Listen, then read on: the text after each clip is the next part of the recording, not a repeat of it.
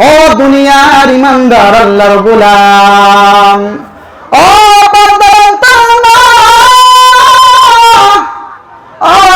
মুরব্বি বাবাজিরা, আল্লাহ পাক রব্বুল আলামিন এই দুনিয়ার মধ্যে আমাদেরকে পাঠাইছেন। আল্লাহ পাক রব্বুল আলামিন দুনিয়ার মধ্যে যে সমস্ত জিনিসে আবিষ্কার করেন, কোনো না কোনো মাধ্যম দিয়ে মানুষ তৈরি করে। কিন্তু আল্লাহ পাক রব্বুল আলামিন আমাকে আপনাকে দুনিয়ায় যে পাঠাইছেন, আল্লাহ পাক রব্বুল আলামিন নিজে যখন কোনো কিছু সৃষ্টি করেন, তখন তিনি কুন ফায়াকুনের মাধ্যমে সবকিছু সৃষ্টি করেন, কোনো মাধ্যম থাকে না। কিন্তু আল্লাহ পাক রব্বুল আলামিন আমাকে আপনাকে দুনিয়ায় পাঠাইছেন একটা বড় মাধ্যম দিয়ে, মুসলমান। আল্লাহ পাক রব্বুল আলামিন আমাকে আপনাকে দুনিয়ায় পাঠাইছেন একটা বড় মাধ্যম দিয়ে। সেই বড় মাধ্যমের নাম হলো মা এবং বাবা। চিল্লা বলেন ঠিক কিনা? ও দুনিয়ার মুসলমানের গোলাম, ভালো করে শুনে মুসলমান, সংক্ষিপ্ত সময়ের মধ্যে বেশি কথা বলা যাবে না। মুসলমান ভালো করে শোনো, আল্লাহ পাক রব্বুল আলামিন ইমানদারদেরকে ডাক দিয়ে বলতেছেন, ওয়াসাইয়াল ইনসানা বিওয়ালিদাইহি হুসনা। এই ইমানদারের দল, তোমরা মা বাবার সাথে ভালো ব্যবহার করো, মা বাবার সাথে সৎ ব্যবহার করো। কারণ মা বাবার মতো দুনিয়ার মধ্যে কেউ আপন হবে না। যতই তুমি আপন কাউকে পাও না কেন, মা বাবার মতো আপন কেউ হয় না। মুসলমান, সবাই স্বার্থপর, মা বাবার মতো কেউ আপন হয় না।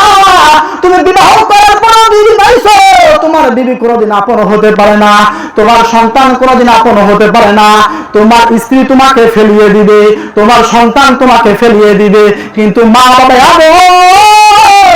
এমন দয়ার ভান্ডার, মা বাবা কোনোদিন সন্তানকে ফেলে দেয় না। মা বাবা সন্তানকে আগলে রাখে, সন্তানকে আল্লাহ পাক রব্বুল আলামিন তাদের মাধ্যমে সুন্দর করে মানুষ করেন। বিবাহ পর্যন্ত সুন্দরভাবে মা বাবা লালন পালন করেন। বিবাহ করার পরে সন্তান, বিবি পাওয়ার পরে বিবিরা দেখা যায় স্বামীকে গুতা মারে, স্বামীকে গুতা মারে, মা বাবাকে দেখা যাবে না। মা বাবাকে দেখলে তোমার টাকা পয়সার আয় হবে না। যে সমস্ত পুরুষেরা বিবির কথা শুনে মা বাবাকে ফেলিয়ে দেয়, এদের মতো কপাল পোড়া কোনো সন্তান দুনিয়ায় হতে পারে না। ঠিক কি না?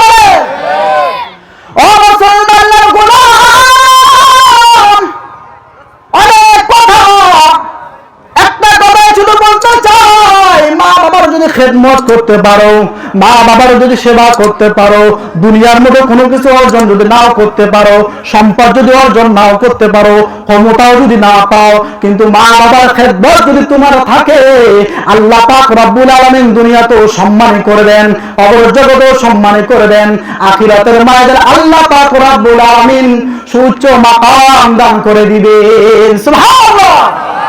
ও দুনিয়ার যুবক, ভালো করে শোনো, পয়গম্বর সাল্লাল্লাহু আলাইহি ওয়াসাল্লামের জামানায় একজন ব্যক্তি ছিল, একজন খাঁটি মুসলমান ছিল, যার নাম হলো ওয়াইস কুরনি।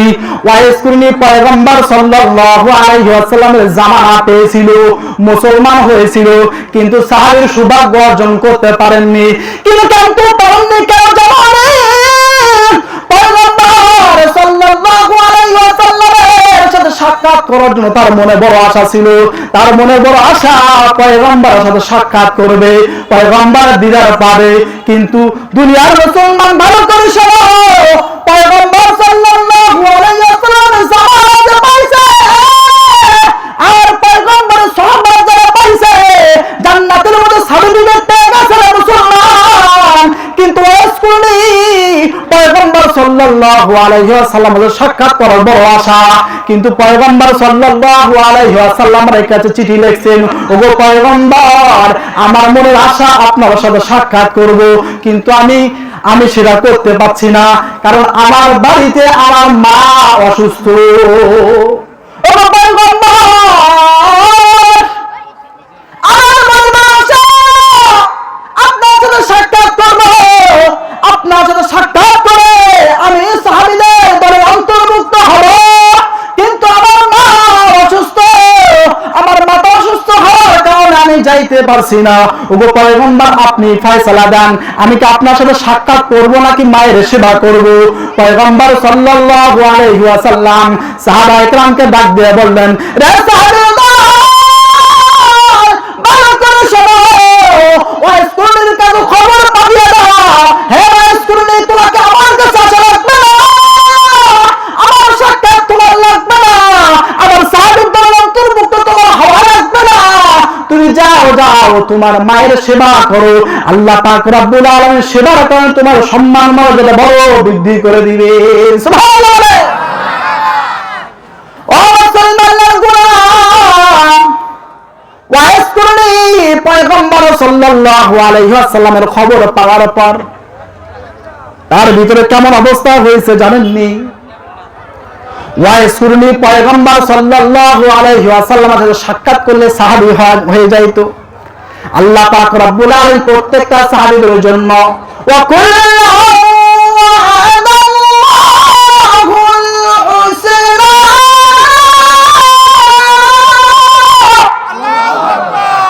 ও দুনিয়ার ইমানদারের দল, ভালো করে শুনে নাও, আল্লাহ পাক রব্বুল আলামিন দুনিয়ার মধ্যে আমার আপনার মুমিন সাহাবা যারা পাওয়ার মাধ্যমে সাহাবী হয়েছে, আল্লাহ পাক রব্বুল আলামিন প্রত্যেকটা সাহাবীদের জন্য জান্নাতের ওয়াদা করে গিয়েছেন। কিন্তু ওয়াইজ করলি পয়গম্বর সাল্লাল্লাহু আলাইহি ওয়াসাল্লামের আদেশ পাওয়ার পর পয়গম্বরের সাথে সাক্ষাতের আশা বাসনা ছেড়ে দিয়েছেন। পয়গম্বর সাল্লাল্লাহু আলাইহি ওয়াসাল্লামের কথা মায়ের সেবা শুরু করে দিছে, কিন্তু মায়ের সেবা করার কারণে তার সম্মান কমে দিলে মুসলমান কত বড় সম্মান পেয়েছে জানি?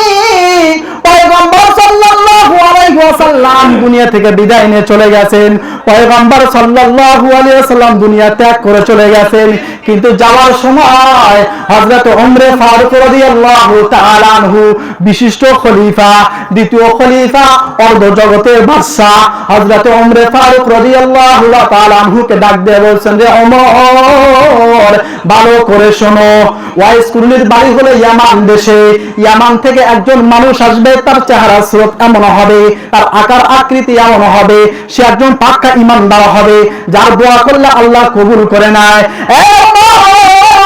ভালো করে শোনো, ওই ইয়ামান থেকে যখন ওয়াইজ কুরনি নামে ব্যক্তি যখন মদিনায় আসবে, ভালো করে শোনো ওমর, তুমি ওই ব্যক্তি আসার পরে ওই ব্যক্তির থেকে তুমি দোয়া নিবা। সুবহানাল্লাহ। ওমর কেমন ব্যক্তি? সে একজন বিশিষ্ট সাহাবী, দ্বিতীয় নম্বর খলিফা। মুসলমানের গোলাম হযরত ওমর ফারুক রাদিয়াল্লাহু তাআলা সম্মান কত বড় জানি?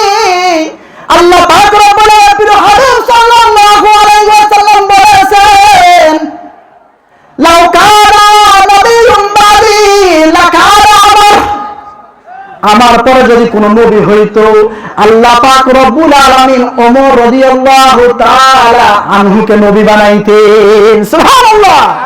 সেই ওমরকে আল্লাহ পাক রব্বুল আলামিন প্রিয় হাবিব সাল্লাল্লাহু আলাইহি ওয়াসাল্লাম আদেশ করেছেন যে ওই ইয়ামান থেকে ওয়াইজ কুরনি নামে ব্যক্তি যখন আসবে তখন তুমি তার কাছে দোয়া নিবা। ও দুনিয়ার যুবক, ভালো করে শোনো, হযরত ওমর ফারুক রাদিয়াল্লাহু তাআলা আনহু তিনি কাফেলার খবর নেয়, মদিনার মধ্যে কারা কারা ইয়ামান থেকে আসে, প্রতিদিন খবর নেয়। খবর নিতে নিতে একদিন জানতে পারলো ওয়াইজ কুরনি সেই মদিনার দিকে আসতেছে। হযরত ওমর খবর পাওয়ার পর চলে গেছে ওয়াইজ কুরনির সাথে সাক্ষাৎ করার জন্য। ওয়াইজ কুরনির সাক্ষাৎ করার পর বলতেছে, ওয়াইজ কুরনি, আমি তোমার কাছে একটু দোয়া চাই, তুমি আমার জন্য একটু দোয়া করো। ওয়াইজ কুরনি আশ্চর্য হয়ে গেছে, ওমর হলো একজন বড় খলিফা, দ্বিতীয় খলিফা, বড় সম্মানী মানুষ, বিশিষ্ট একজন সাহাবী, সে আমার কাছে দোয়া চাই কেন? জিজ্ঞাসা করছে, ওমর কেন দোয়া চাও আমার কাছে? আমি তো একজন সাধারণ মানুষ, আমার কাছে দোয়া চাও কেন? ওমর রাদিয়াল্লাহু তাআলা বলেন যে ওয়াইজ কুরনি, ভালো করে শোনো, আমি যদি একজন সাহাবী, বড় সম্মানী একজন সাহাবী, তুমি হইতে পারো একজন সাধারণ ব্যক্তি, কিন্তু পয়গম্বর সাল্লাল্লাহু আলাইহি ওয়াসাল্লাম আমার কাছে ওসিয়ত করে গেছে ওয়াইজ করলে যখন আসবে তার থেকে তুমি দোয়া দিবা। ওয়াইজ করলি রহমাতুল্লাহি আলাইহি যখন এই কথা শুনেছে সাথে সাথে কান্না শুরু করে দিয়েছে। আল্লাহু আকবার। দুনিয়ার মুসলমানগুলো এটা চারটে কোনো ব্যাপার নয়। একজন সাধারণ মানুষের কাছে যদি এমপি মন্ত্রী এসে সাক্ষাৎ করে যায়, বলেন তো দেখি যে ব্যক্তির সাথে সাক্ষাৎ করছে সে ওই এমপি মন্ত্রীর কাছে সাধারণ ব্যক্তি হতে পারে? দুনিয়ার মুসলমান ভালো করে শোনো, ওয়াইজ করলি নবীর হুকুম পালন করছে, সাহাবীর খানা থেকে বঞ্চিত করেছে, কিন্তু মায়ের সেবা করার কারণে আল্লাহ পাক রব্বুল আলামিন তার সম্মান সুউচ্চ মাকামে দিয়ে দিয়েছে। সুবহানাল্লাহ।